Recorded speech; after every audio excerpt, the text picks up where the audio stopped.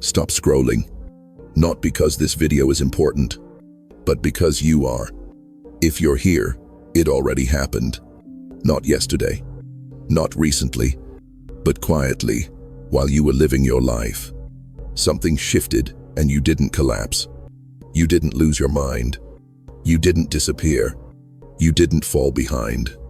You're still here, and that's not normal. Most people didn't make it through this phase intact. They distracted themselves. They numbed themselves. They lost connection with who they were. But you didn't. You may not feel excited. You may not feel motivated. You may not even feel certain. But you feel different, calmer, detached. Like the world moved and you stayed aware. This video isn't here to wake you up. It's here to explain why you survived when others didn't. Why the old version of life no longer fits. Why silence followed the chaos. Why you don't feel the need to chase anything anymore. If you've been wondering, why am I still here when everything changed? This is your answer. Stay with me. Because the fact that you're still here means the shift already chose you. You may think you survived because you were strong, but that's not the truth. Strength breaks under sudden pressure. What carried you through wasn't force, it was alignment. When the shift began, it didn't announce itself with noise or destruction. It moved quietly, invisibly, beneath routines, beneath identities, beneath the stories people told themselves about who they were. Most people never noticed it happening until something inside them fractured.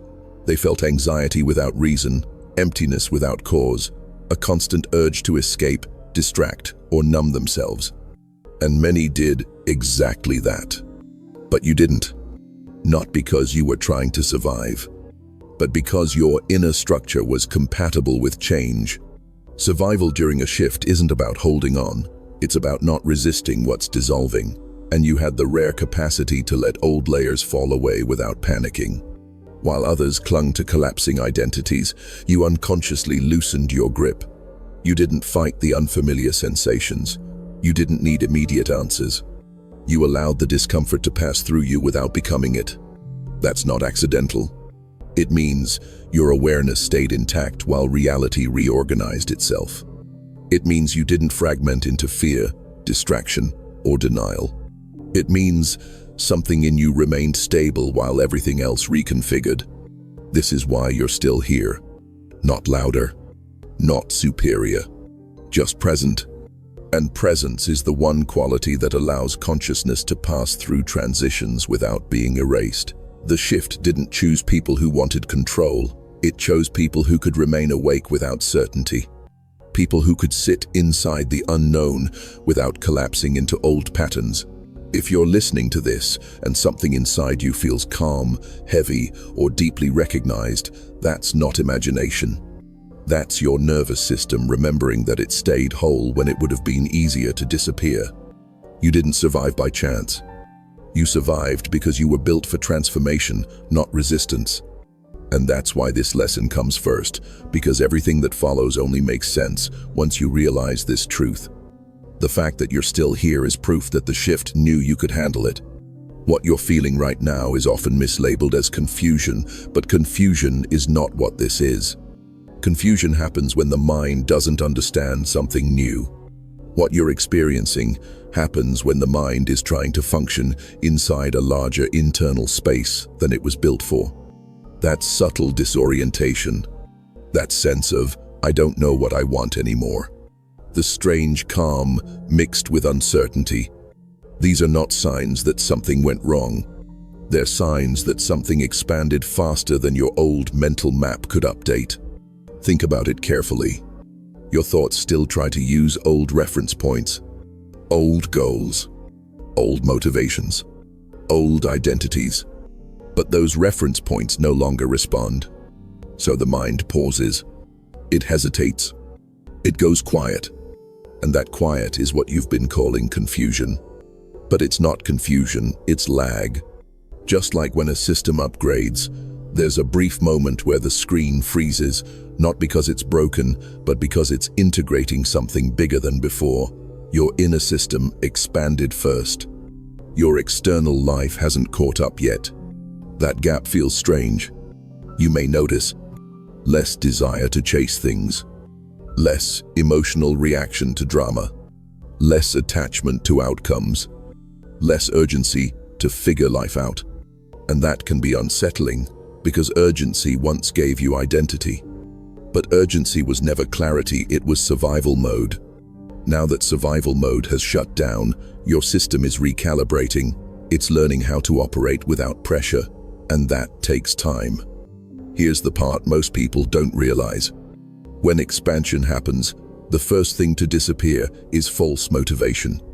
The things you used to want were often driven by fear, comparison, or the need to prove something. When those drivers dissolve, there's a temporary stillness where desire hasn't reformed yet. That stillness is not emptiness. It's neutral ground. You are standing in a space where old wants no longer pull you, and new ones haven't revealed themselves yet. And the mind, which is addicted to direction, panics and says, something is wrong. But nothing is wrong. You're not confused. You're between operating systems. And this phase is delicate. If you rush to label it, if you force meaning too quickly, if you try to return to old habits just to feel normal again, you interrupt the integration. The people who don't survive the shift are not the ones who feel confused. They're the ones who can't tolerate not knowing. You, however, are still here because you can sit inside uncertainty without self-betrayal. This lesson matters because once you understand this, you stop trying to fix yourself. You let the expansion finish. And when it does, clarity doesn't arrive as a loud realization. It arrives as something quieter, steadier, undeniable. You don't suddenly know everything. You simply stop questioning your place. And that's when the next phase begins. There's a reason certain parts of your old life no longer respond to you, and it has nothing to do with failure, laziness, or losing interest. What's happening is far more precise. You're no longer compatible with the structure that once held you. Timelines aren't just sequences of events. They're agreements between your identity, your expectations, and the version of reality that mirrors them back. When one side changes, the agreement dissolves. And you changed. Quietly, internally, without ceremony. That's why old conversations feel flat now. Why old ambitions feel strangely distant. Why returning to previous versions of yourself feels impossible, even if you try. It's not that you outgrew them in an emotional sense. It's that your awareness shifted out of sync with the frequency required to sustain that timeline. You can still remember it. You can still observe it. But you can no longer live inside it. This is why forcing yourself back into old routines feels exhausting, not because they're difficult, but because they're energetically incompatible. It's like trying to run updated software on outdated hardware. Something always lags, something always crashes. And here's the part that unsettles people the most. The old timeline doesn't collapse dramatically. It simply stops engaging. Opportunities dry up. Conversations repeat themselves. Nothing evolves. That's not punishment. That's closure. Reality doesn't push you forward, it stops pulling you backward. So, if you've been feeling like you're floating, like you're no longer anchored to what once defined you, understand this. You're not ungrounded. You're unhooked. And unhooked doesn't mean lost. It means mobile.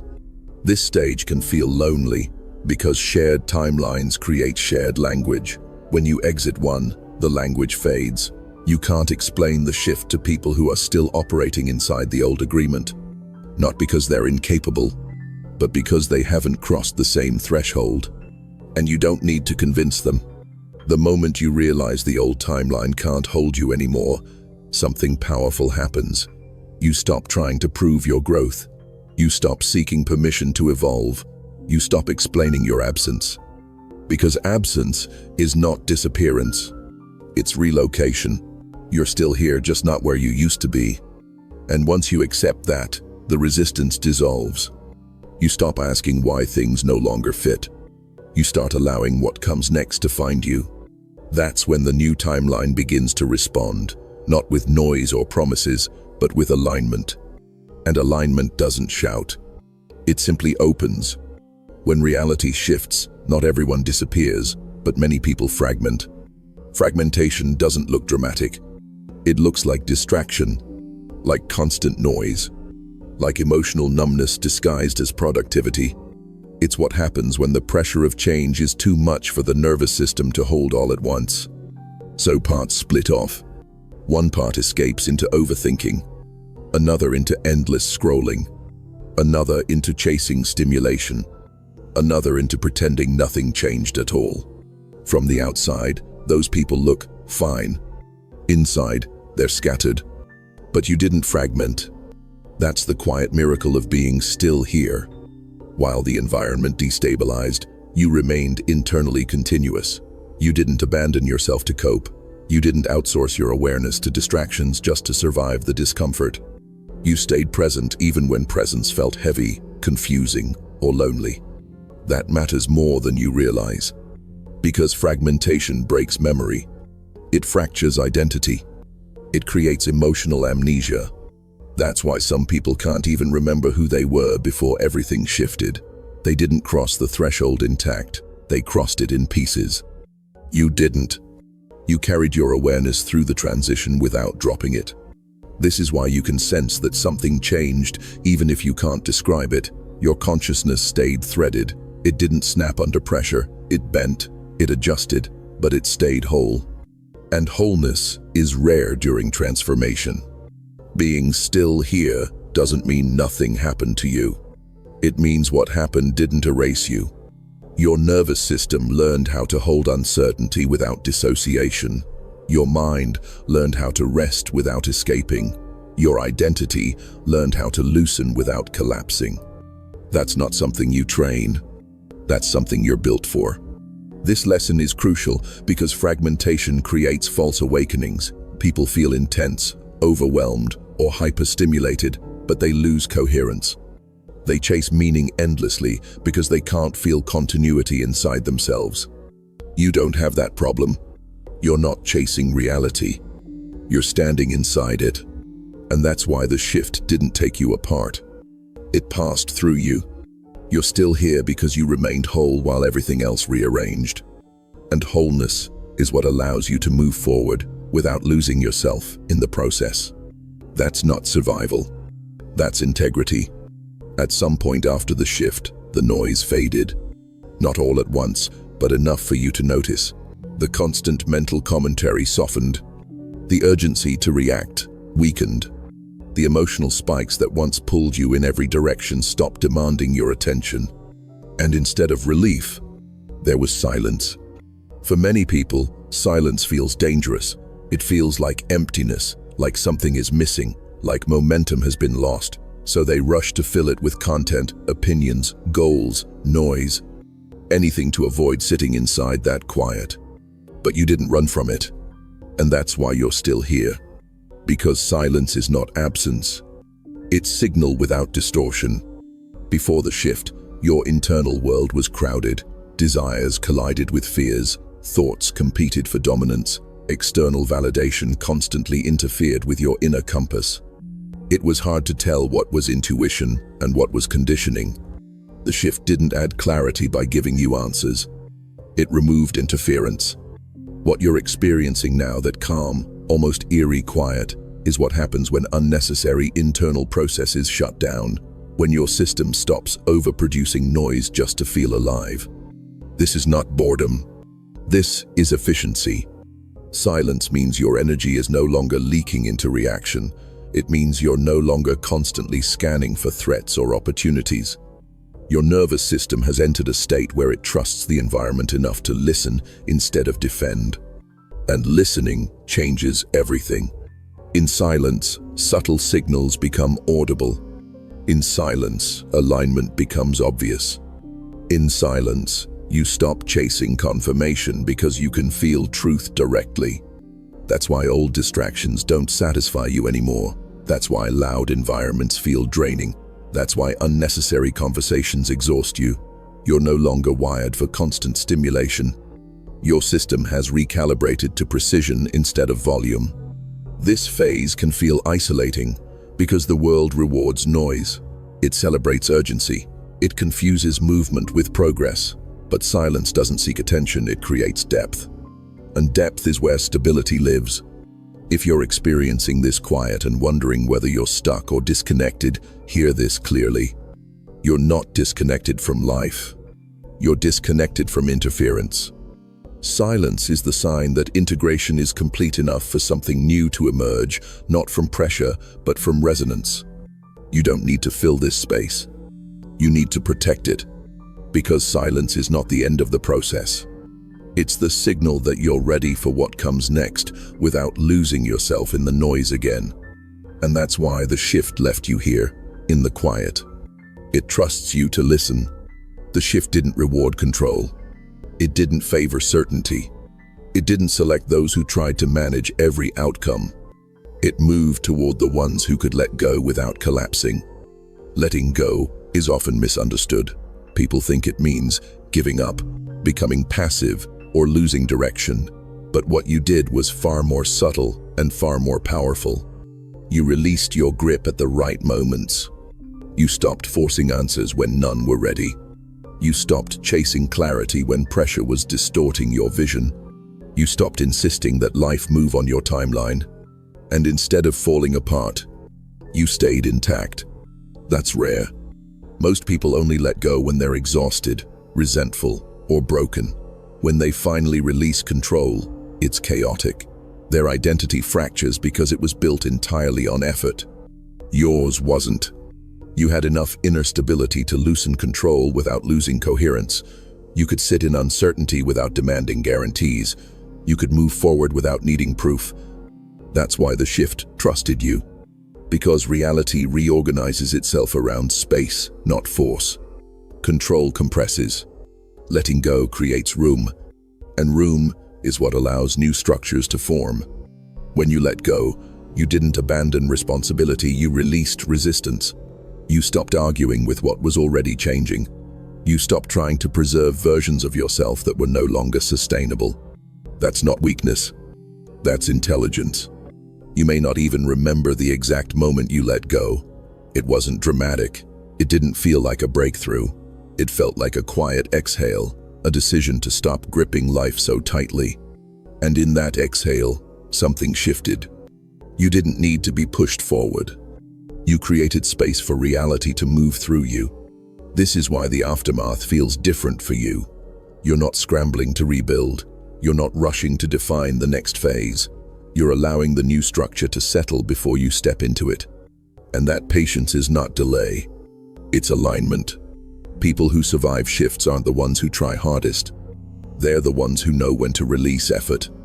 And if you're still here, it means you understood something deeply, even if you never put it into words.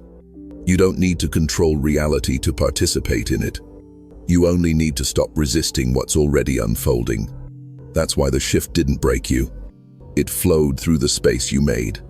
The shift did not select the strongest minds, the most disciplined people, or the ones who tried hardest to figure everything out. It selected those who could let go without falling apart. This is one of the hardest truths to accept, because most of us were taught that survival comes from control, from effort, from gripping life tightly enough that nothing can slip away. But when reality itself begins to change, control becomes a liability. What once protected you starts to restrict you. And at some point quietly, without drama, you released your grip. Not because you gave up, not because you stopped caring, but because something in you recognized that forcing clarity was doing more harm than good. That moment matters more than you realize. Most people only let go when they're broken, when their nervous system is overwhelmed, when exhaustion leaves them no other choice. Their letting go is chaotic. Identities collapse, emotions spill everywhere, and awareness fragments. They don't surrender, they collapse. You didn't. You let go while staying present. That means your sense of self wasn't built on control alone. It means your identity had flexibility, room to bend instead of snap. You could loosen your expectations without losing your center. You could step into uncertainty without abandoning yourself. That is not common. Letting go, at this level, isn't passive. It's deeply intelligent. It's the ability to feel when resistance has become counterproductive. It's knowing when effort is no longer aligned. It's recognizing that pushing forward blindly is sometimes the most subtle form of fear. And you chose differently.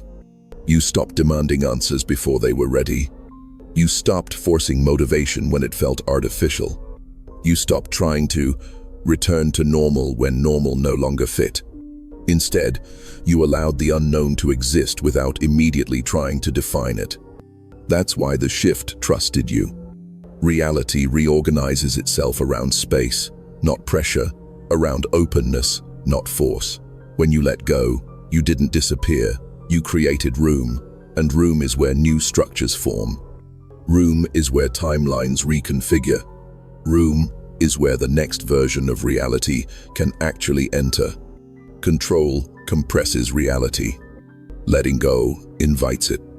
This is why you're not scrambling now, why you're not desperately searching for meaning, direction, or identity. You're not rushing to rebuild what was lost because you intuitively understood that rebuilding too quickly only recreates the old structure. You're allowing the new one to settle first. That patience isn't hesitation. It's coherence. You may notice that you no longer chase certainty the way you used to. You're less reactive, less attached to outcomes, less interested in proving anything to anyone, even yourself. That's because letting go didn't make you smaller, it made you unrestricted. And unrestricted awareness is incredibly stable. People who don't survive shifts are often highly capable, but rigid. Their sense of self depends on predictability. When reality stops obeying familiar rules, they tighten their grip, they double down. They resist, and resistance creates fracture. You avoided that trap. You understood, consciously or not, that life was not asking you to fight the change, it was asking you to stop blocking it. That's why the shift didn't break you. It moved through you. And now, you're standing in a strange but grounded place, not rushing forward, not clinging backward, simply present. That presence isn't empty, it's loaded with potential, waiting for the next signal to emerge naturally instead of being forced. This lesson matters because it explains everything that comes next. You're still here because you didn't insist on staying the same. You're stable because you allowed yourself to be rearranged.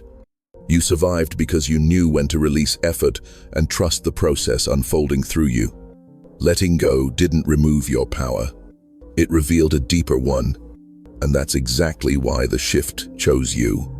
One of the most unsettling parts of surviving a shift is the feeling of separation that follows. Not loneliness in the usual sense, not sadness or rejection, but a quiet sense of being elsewhere while still being present. You may notice it in conversations that no longer land, in laughter that doesn't fully reach you, in situations that once felt familiar but now feel distant, almost observational. This isn't because you've become cold. It's because you're no longer fully anchored in the same internal position you once shared with others. Separation is not a flaw. It's a transitional state. When an identity dissolves, there's a brief period where you exist between structures. You're no longer the person who automatically mirrored the world around you, but you haven't yet fully embodied the version that moves from a new internal center. And in that in-between space, connection changes shape. Before the shift, much of your connection came from shared narratives, shared goals, shared fears, shared urgency, shared assumptions about how life works. Those shared agreements acted like glue. They held relationships, ambitions, and routines together. But when your internal framework shifted, those agreements loosened. Not because you rejected them, but because you outgrew the need for them. This is why interactions can feel thinner now. The emotional charge isn't gone, it's just no longer fueled by survival, comparison, or validation. And without those drivers, many connections naturally quiet down. That can feel disorienting. You might wonder, why do I feel slightly removed? Why do I observe more than I participate? Why don't I react the way I used to?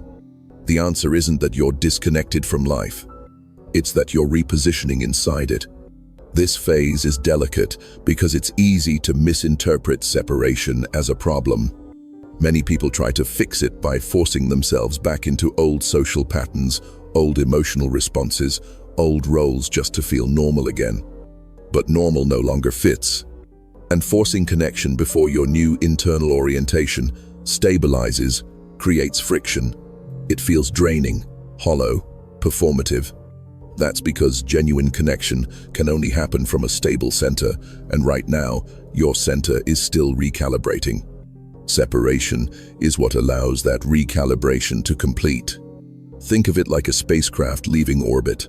There's a moment where gravity weakens, but new trajectory hasn't fully engaged yet.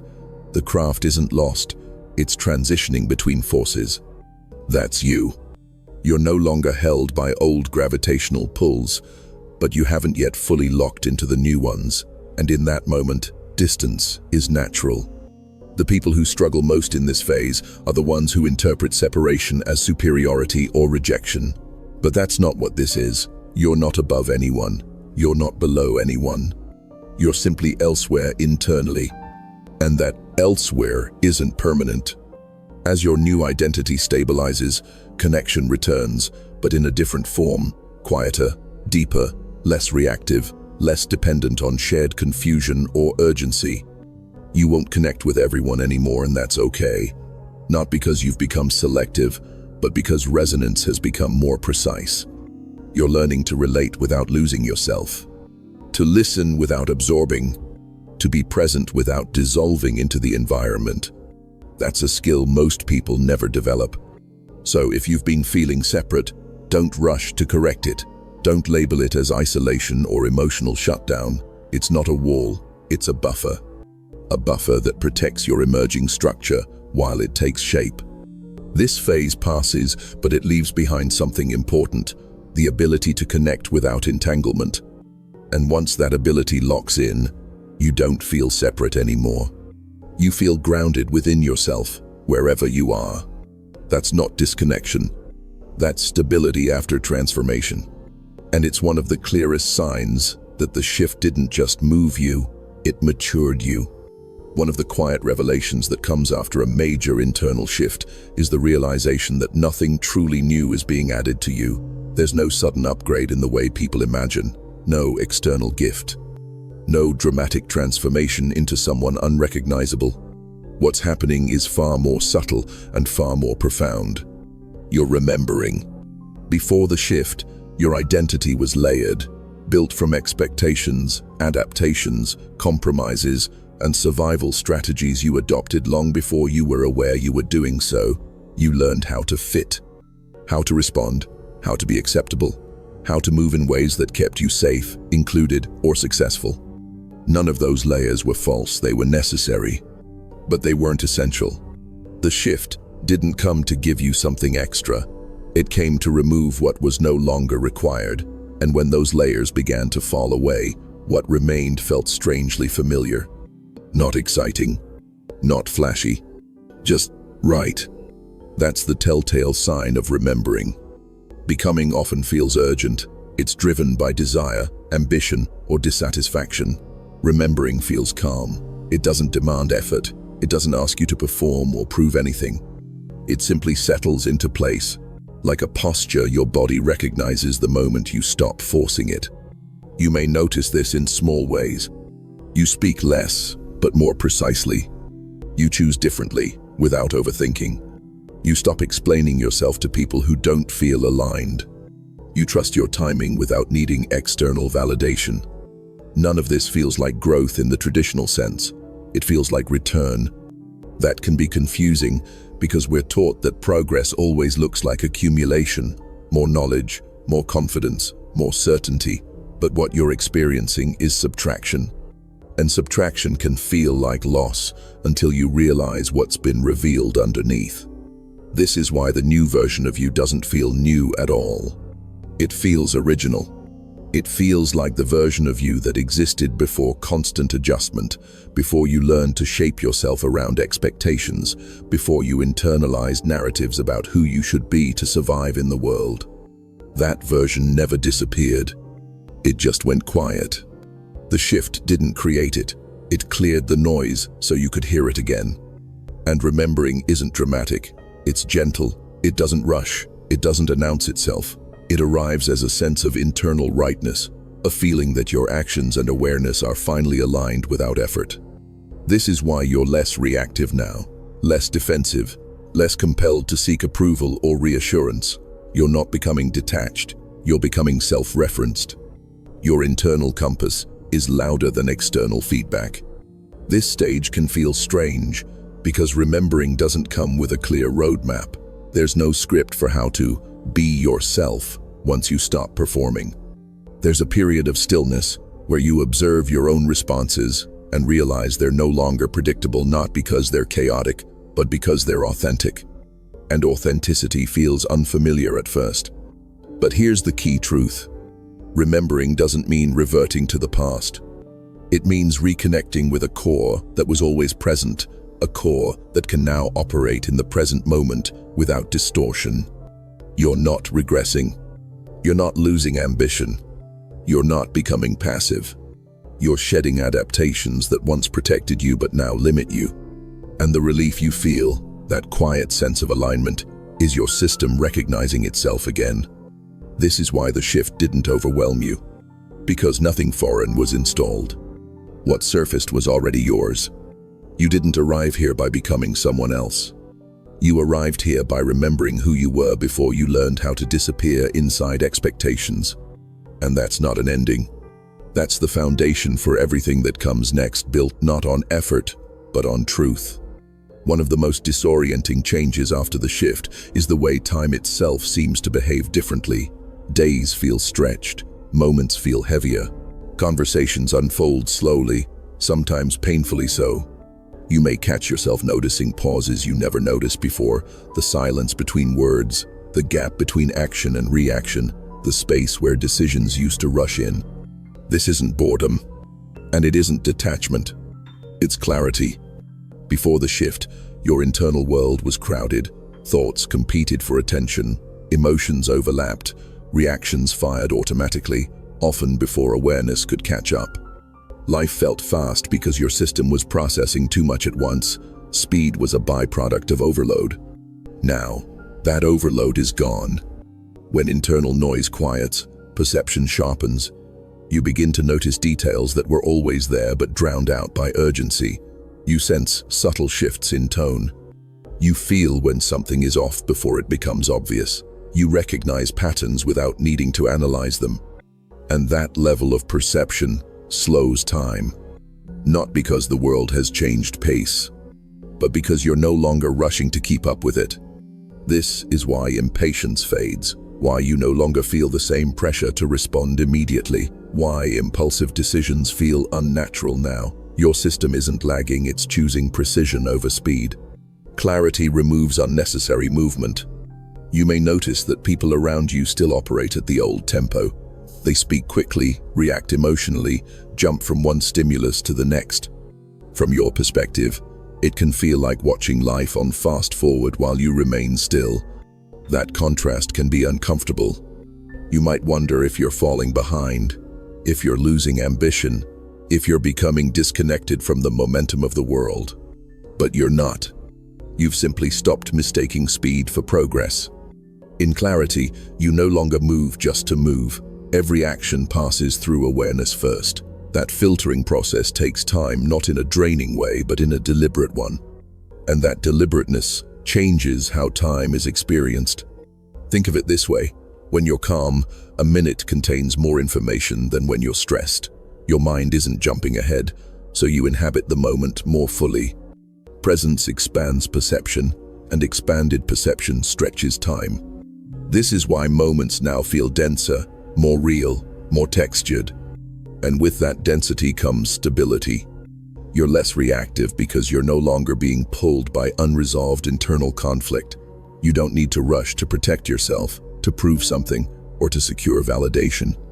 Your nervous system is no longer bracing for impact. It's listening. This phase can feel isolating because modern life rewards speed, quick opinions, instant replies, rapid movement. But speed often masks fear, fear of missing out, fear of falling behind, fear of being left unseen.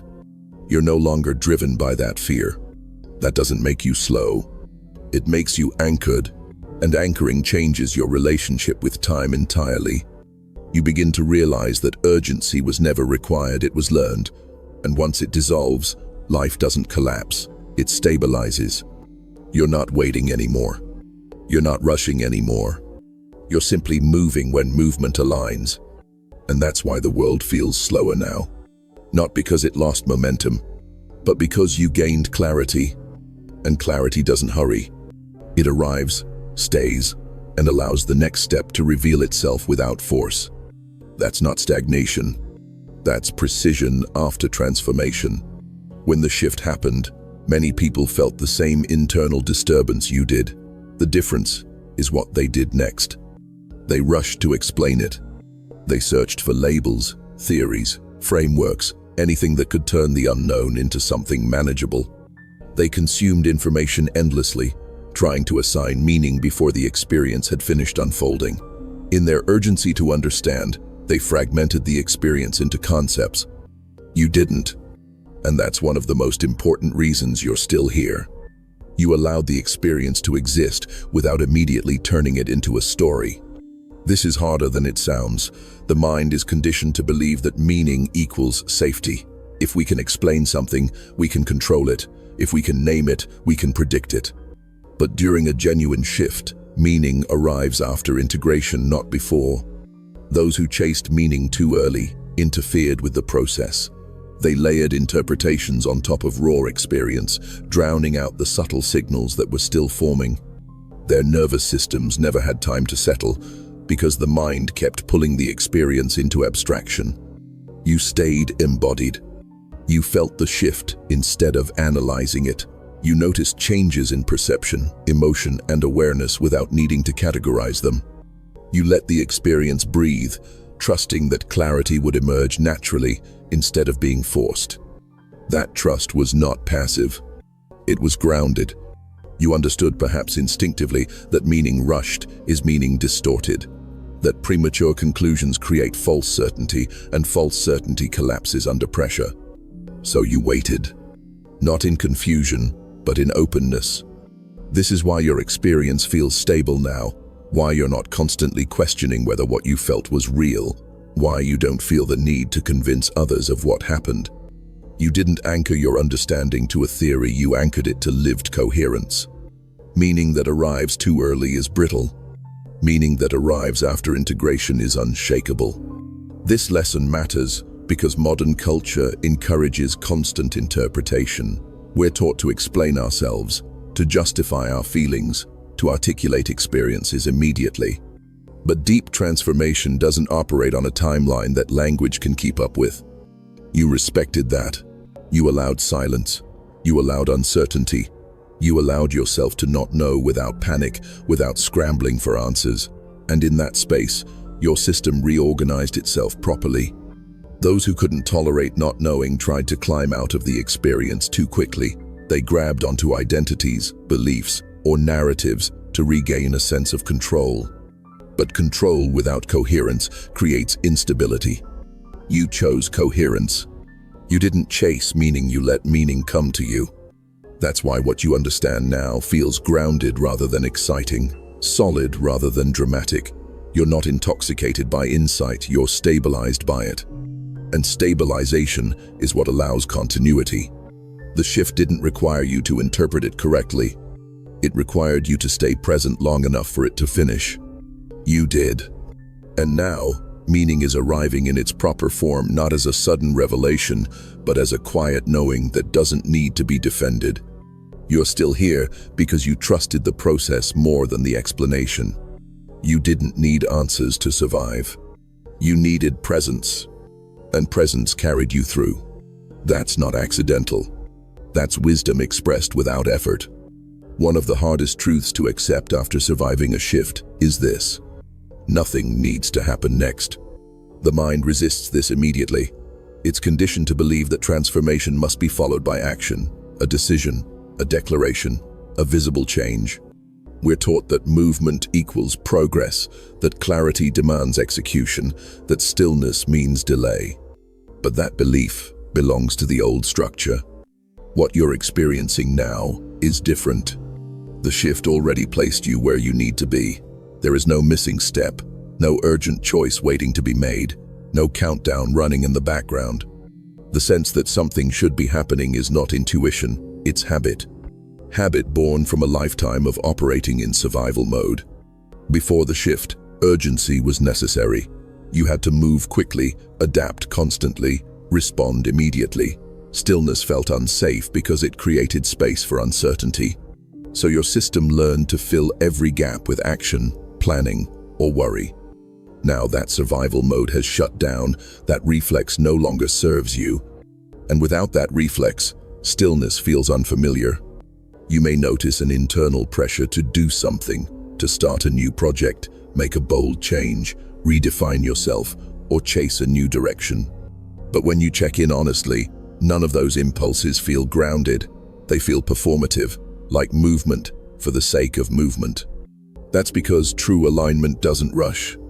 When a system has just been reorganized, the most intelligent thing it can do is stabilize, to allow the new structure to settle before applying force, to let coherence form naturally rather than being imposed. Think of it like setting concrete. If you disturb it too early, it never fully hardens.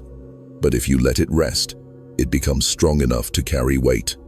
You are in that resting phase. And rest is not stagnation. It's integration. This is why forcing the next step feels wrong, why making big declarations feels hollow, why trying to plan your future feels oddly unnecessary. You're not unmotivated, you're complete enough to wait. This lesson is crucial because many people sabotage their transition right here.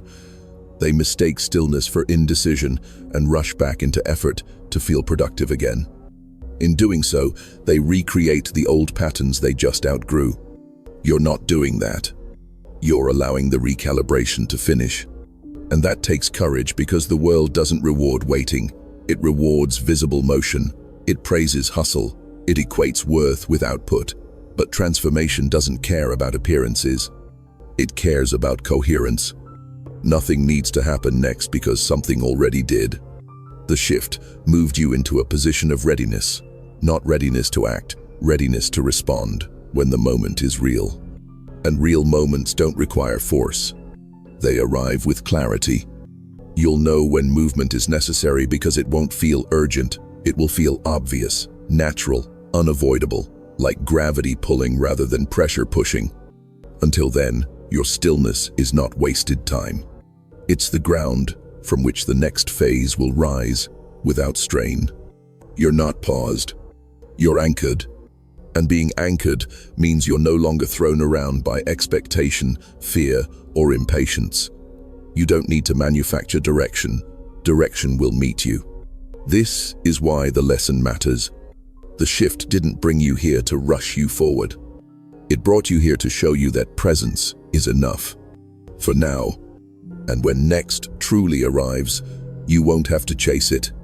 It will recognize you. Because you stayed still long enough to let it.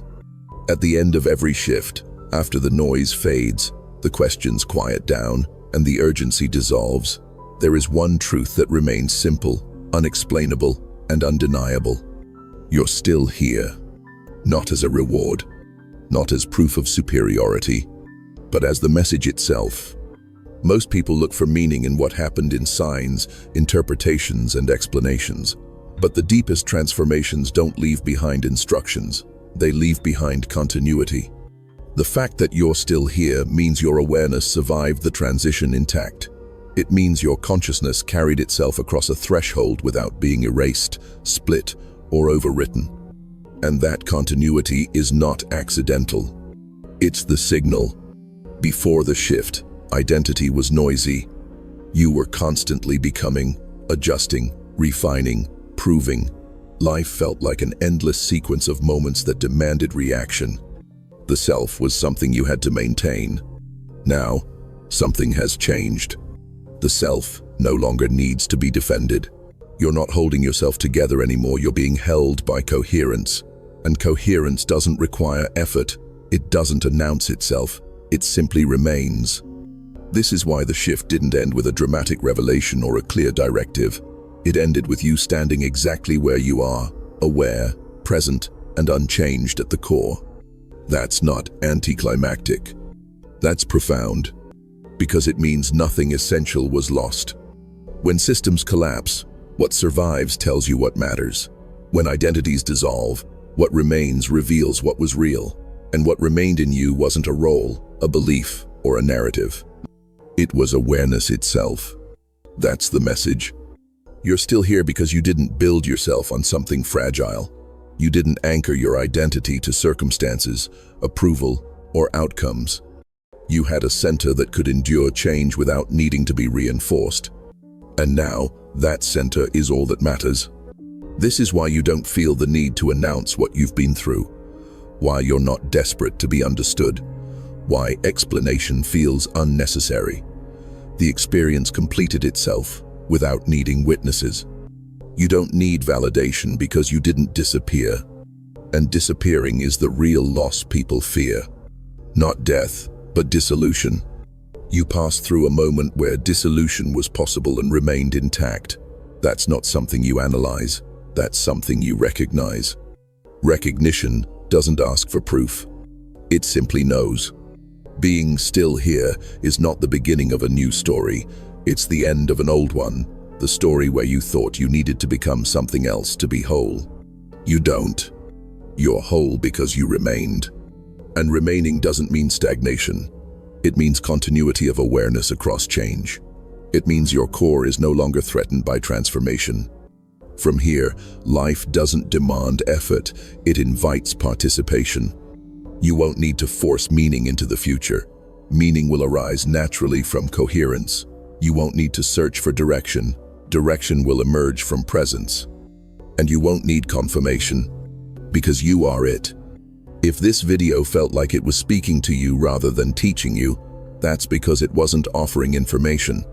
It was reflecting a truth you already carry. You're still here, and that, by itself, explains everything. If this video didn't feel like information, but like recognition, that's because it wasn't meant to teach you anything. It was meant to find you. You didn't watch this by accident, and you didn't survive the shift by luck. You're still here because something in you was strong enough to remain aware, and gentle enough to let go. Nothing is missing. Nothing needs to be forced. Nothing needs to be proven. The silence you feel now isn't emptiness. It's stability. And stability doesn't rush. So don't go looking for answers tonight. Don't try to explain what you felt. Don't shrink this moment by turning it into noise. Just remember this. You're still here. And that means the shift didn't pass over you. It moved through you. If this video spoke to you, stay connected. Not because you need more, but because what comes next will recognize you too. Until then, stay present. That's where everything real begins.